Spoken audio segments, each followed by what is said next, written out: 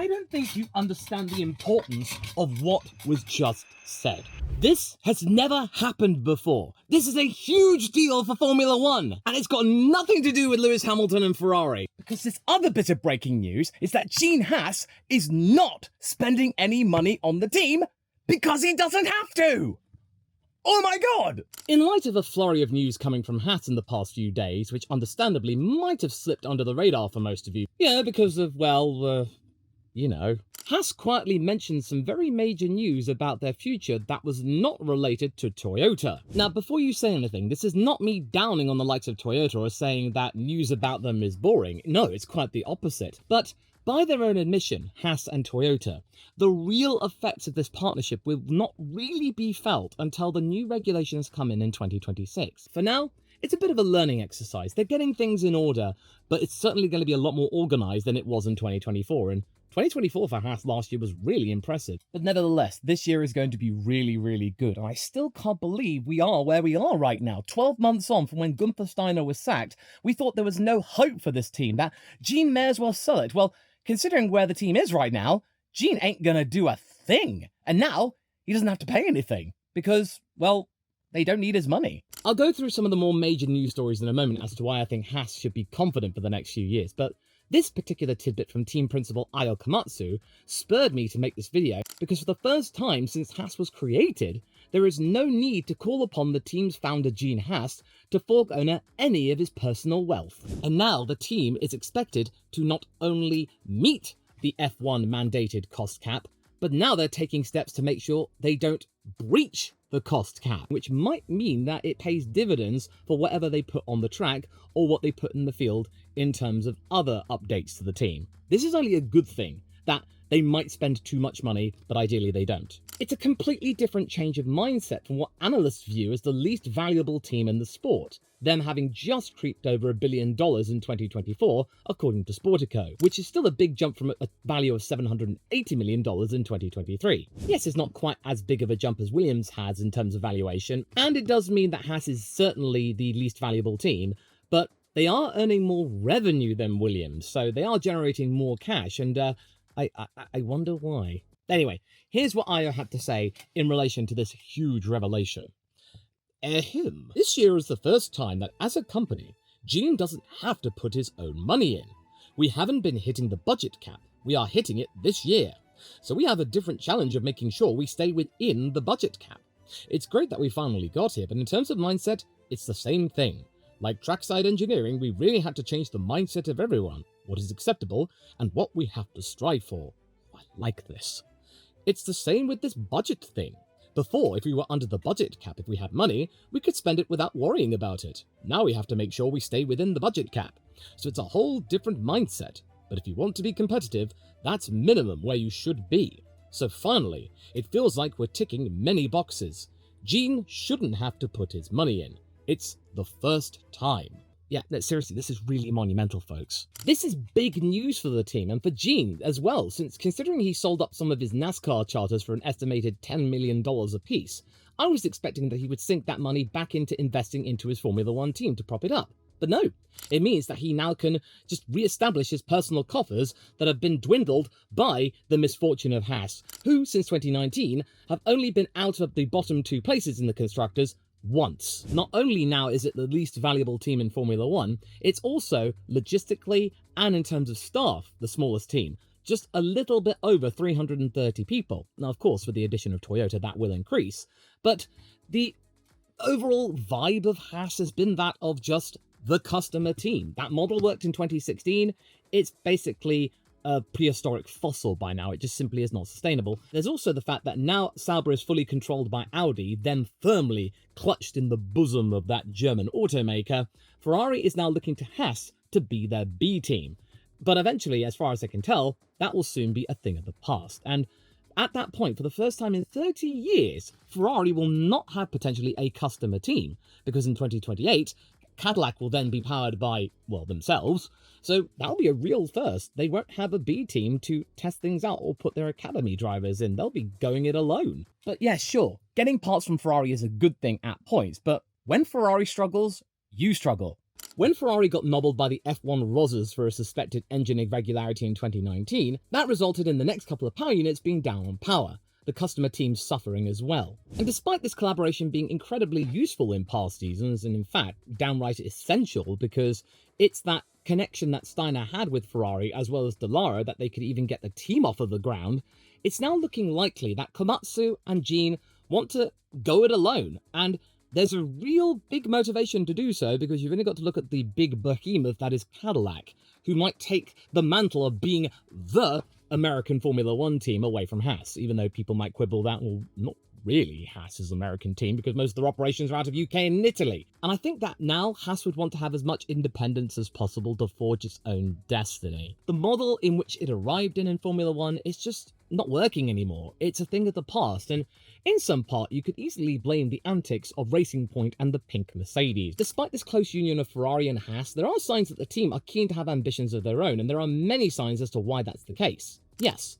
Oliver Bearman might be a huge scarlet flag against that notion at the moment since, well, he's a Ferrari Academy driver, and he's finding success at Haas because of it, and also Ferrari will subsidise most of his salary. They must be surely aware that any moment, should anything be going awry at the top, either with Lewis Hamilton or Charles Leclerc, and one of them leaves, or both of them leave, then Oliver Bearman is next in line, in theory, to get the call-up, and that might leave Haas without a driver, and they might have to scurry around trying to find another one. But honestly, I think they know that this will happen, and I wouldn't blame Bearman for doing this, because when you get the call-up, you take that call. Because Carlos Sainz had it good at McLaren, but he still took the call to go to Ferrari anyway, because, well, that's the ambition of most people who get into single-seater racing, to be representing Ferrari and maybe winning races or winning championships, perhaps. You cannot resist the allure of the Scuderia, as Lewis Hamilton has proven, and now has given us nostalgic vibes with this helmet reverting to his original yellow hue, and everyone's gushing over the fact that we are now seeing a Ferrari with the number 44 on it. So whilst they've got this relationship with Ferrari, they'll make the most of it in places, but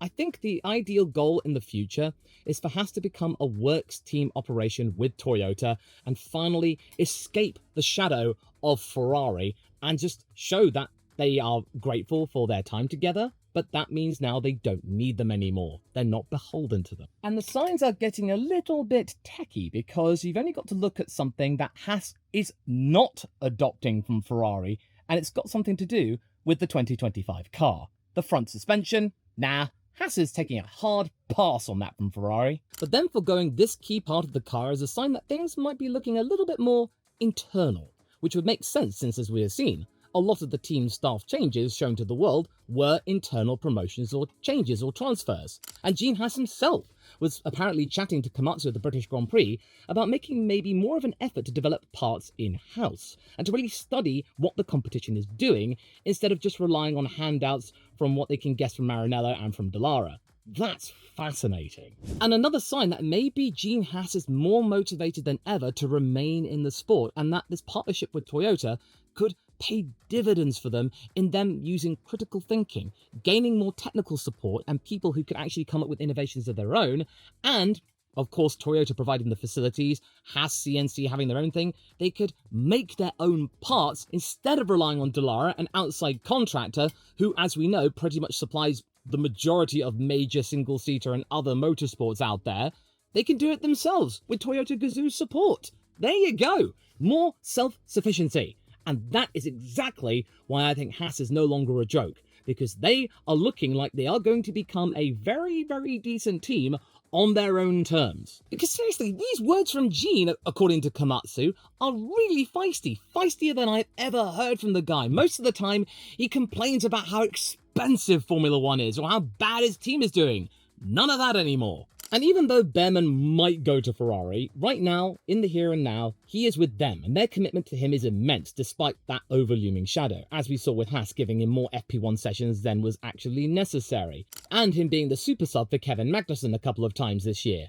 Oh, by the way, actually, Magnussen may not be a full-time driver for them anymore, but he's still going to be around testing for them as part of the next big deal I see that the team actually dropped, that they have the capacity to test their old cars. Even Williams has the capacity to test their old cars. And I suppose that even though Toyota's influence is still in its infancy, the additional people power could have a role behind the scenes, like this, to help run a small crew that could maintain and operate old cars that would otherwise sit idle in the team's reception or underneath a cloth somewhere in storage. The opportunities for them to be able to even do this might be few and far between, but the fact is though, it's happened. For the first time in the team's history, they can do stuff like this.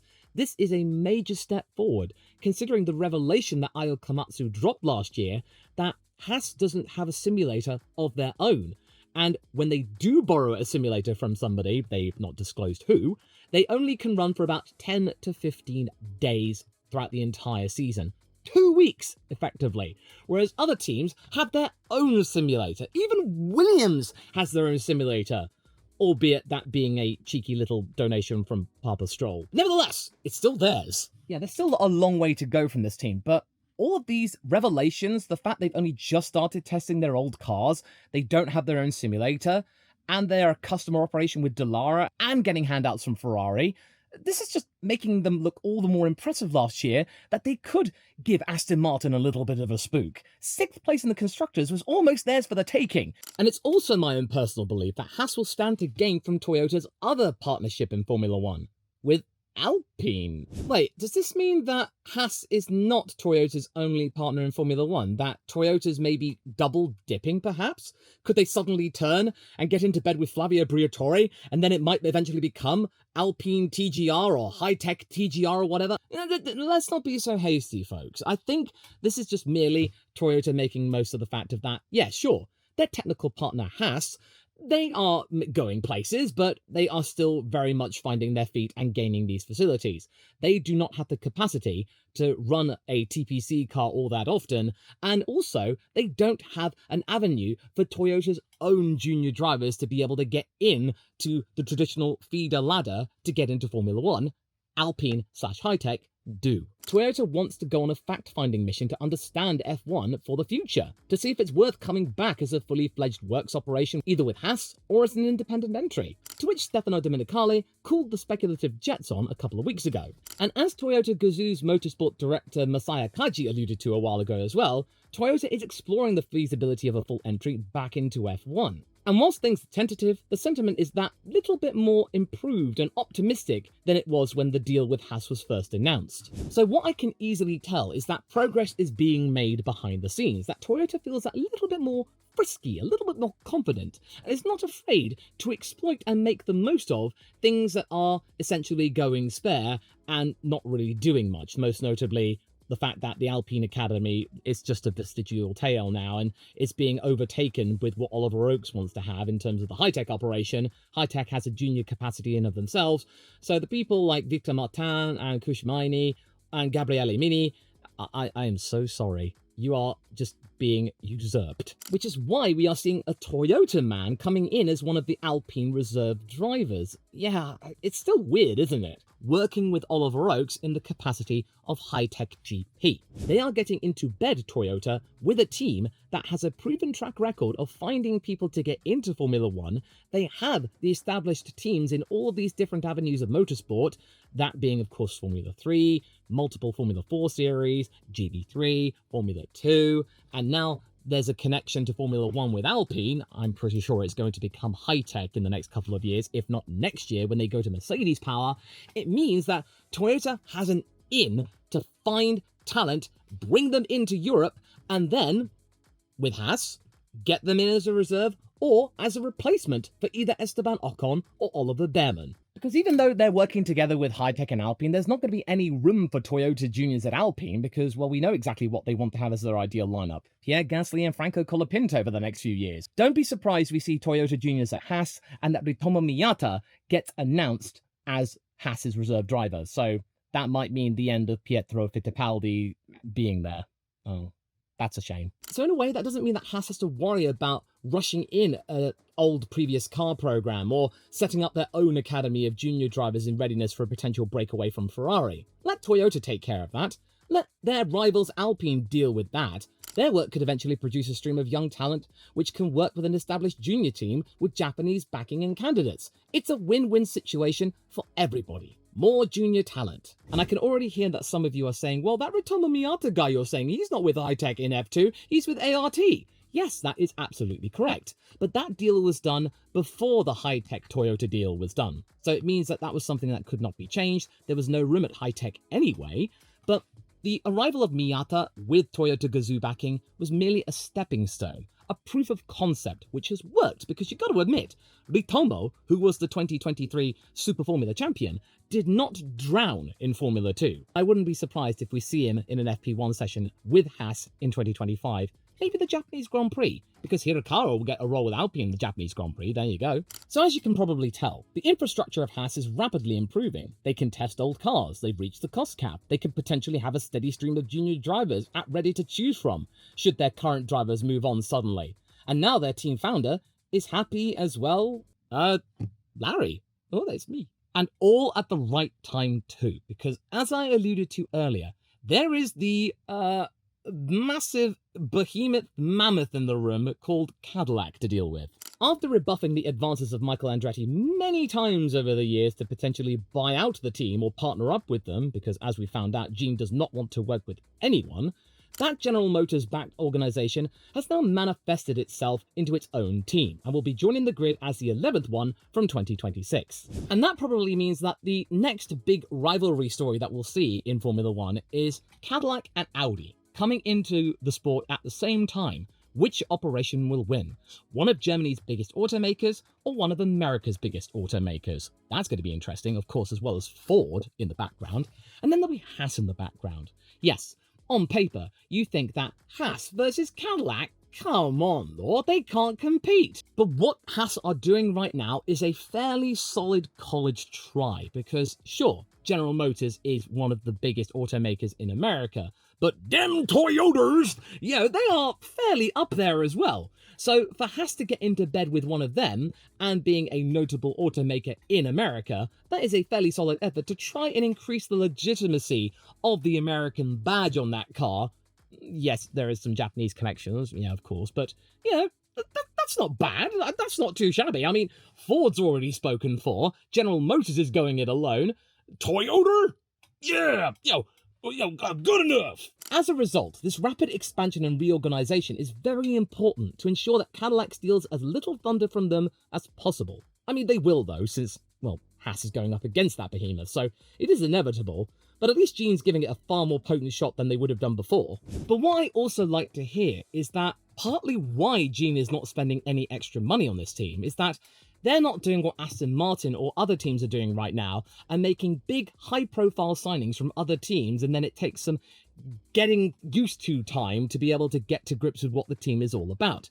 You know, Adrian Newey, Enrico Cardile, Andy Cowell, all those big names to Aston Martin, it's going to take time for them to gel well, and there's no guarantee they even will gel well together, because all of these big names, yeah, they might work well together, because A players might want to work with A players, as Steve Jobs said at Apple, but at the same time, they might butt heads because, well, they are A players, and they want to be right. And they don't want other A players telling them that maybe they're wrong. So that is something to consider. But with Haas, most of their changes have been in-house, with people who already know the operation. That doesn't mean they're being entirely insular. They are looking outside in some places. There's the change of sporting director, a return to Haas with Mark Lowe, a new head of strategy, that being another woman, Corinne Kridalik, going alongside the big-name promotion of Laura Mueller to be Ocon's race engineer, the first woman to be so in Formula 1, and a new chief race engineer coming from Audi's Dakar operations, Francesco Nienci. Now, you might not have heard of any of those names, but Francesco, that one's very interesting, because sure, he has come from Audi, but he's worked in Formula 1 before, most notably for Marussia as Jules Bianchi's race engineer and one of the lead mechanics there, and can you guess who else? Oh yeah, it's all coming together. He was a Toyota F1 guy. He was one of the OGs, and Toyota is bringing him back into the sport. This is a clear sign as the chief race engineer of the entire Haas operation now. And by the way, at Toyota, what he mainly did, he was the race engineer for, let me just make this short, it's that clock! But in all seriousness, with these new names as well as the promotions and transfers of old ones, this might help the team get more out of the cars that they will develop for 2025, even if it might be a slightly modified 2024 one, because considering that 2026 is coming around the corner and that might be a huge opportunity for some of the lower teams to get advantage over the bigger teams, I wouldn't be surprised that if the majority of the grid below Aston Martin, or even including Aston Martin, might just take a look at their 2024 car and go, you know what, that's good enough, let's just add new parts, because we kind of saw that in FP1 and Abu Dhabi, Racing Bulls putting in a prototype front wing from the 2025 car on there. Now, this is not meaning that everyone's going to do this. The top 4 are making it clear that they want to win one more title before everything is turned on its head. We've got Ferrari doing what they're doing to make sure that Lewis Hamilton is adapting as quickly as possible. McLaren taking big risks from the fact they got the first blood in 2024. Mercedes have realized that their concept's pretty good and they're just going to completely go in to try and get as many points from Red Bull as possible. And Red Bull, they think they've cracked it with the RB21, so they're going to make some major steps forward as well, because, well, they have to, because they need to keep Max happy or else he might leave. Everyone from Alpine downwards, nah, I think they'll be fine with just some improvements, because I think 6th or maybe 5th might be the best they can hope for. But I think for the fact that Haas coming on really strong in 2024 means that they might improve the most, because they're really improving what's going on behind the team and the fundamentals. And they've got 2 drivers who are motivated, young, and raring to go, and part of Komatsu's vision, and they're not legacies from the Steiner era. I've held back long enough in regards to Gunther Steiner and the role he's had to play in all of this, and I bet that many of you are just wanting me to shout, "This is all his fault!" Ah! Yes, I'm not gonna lie, and even Steiner's now admitting that maybe he should have left the team sooner than when he did. What became clear, especially now with how fast things have progressed in 2024 alone, is that simply Steiner was out of his depth, and had been ever since the rule tweaks of 2019. I mean, you gotta give him credit though, because he was able to put together a team in 18 months at the behest of Gene Haas in 2014, and when they arrived in 2016, not only did they not embarrass the entire sport and bring it into disrepute, they scored on debut, they were competitive with the midfield, and they didn't finish last in the constructors. That is a huge deal, and something that they could be really proud of. They managed to make it work. Not many brand new teams do that. And then, over the course of the next couple of seasons, they continued to improve. They got a handle of it, and by 2018, they were beating 2 of the historic teams, that being Williams and McLaren. And I know that they were down on their luck in 2018, and they were going through major shifts and downturns of their own. But the fact is, though, the statistics and numbers don't lie. Haas beat them fair and square. But then 2019 happened, the customer model just was fading away, it was becoming increasingly irrelevant and unworkable, and Gunther simply couldn't come up with a plan, and then Rona happened, and yeah, as we all know. And then, of course, the principle of Gunther saying, no, regular upgrades just don't work, we're just going to do one big upgrade in the middle of the year. I don't know why I moved to a Dick Dastardly thing there, but yeah. Austin 2023, as said by Komatsu, was the moment that was the final straw. That was meant to be their big upgrade, it failed, and one of the drivers didn't even want it, that being Nico Hülkenberg. So yeah, Steiner was way in over his head. I'm glad that he's found his role as a pundit though, he's really good at that. And as Ferrari reignites its spark with Lewis Hamilton and the sport ready for the seismic shifts of 2026, Haas stands at a crossroads. Will this once ridiculed team become a midfield giant, or will Cadillac and Audi overshadow their ambitions? One thing's for sure though, Haas is no longer a punchline, and their story is just getting started. And you know what? I'm actually going to support them this year, because I want them to beat Aston Martin. What? But you really like Fernando Alonso, Law? Yes, I do, and I want him to do well as well. But we've really got to understand that Aston Martin right now are a one-man band. I've got no idea what Lance Stroll is doing right now, but the entire mode and model of Aston Martin is just parroting what Toyota were doing back in the 2000s. Throwing money at problems, just expecting brand new equals best, and just not really understanding what is all about in Formula One. And I find it incredibly ironic that Toyota is working against them, that they've learnt from their mistakes, and they are being very cautious but very methodical and shrewd. And they're one of the Davids, Haas being the other David, to take down the Goliath of Papa Stroll. And speaking of that Goliath, their attempts to emulate Ferrari's deal perhaps with Lewis Hamilton, according to rumours, with that lingering idea of acquiring Max Verstappen and milking him for all it's worth? Nah, that ain't it. To find out why I think that might be a bit of a fool's errand, watch this video next, straight after this one.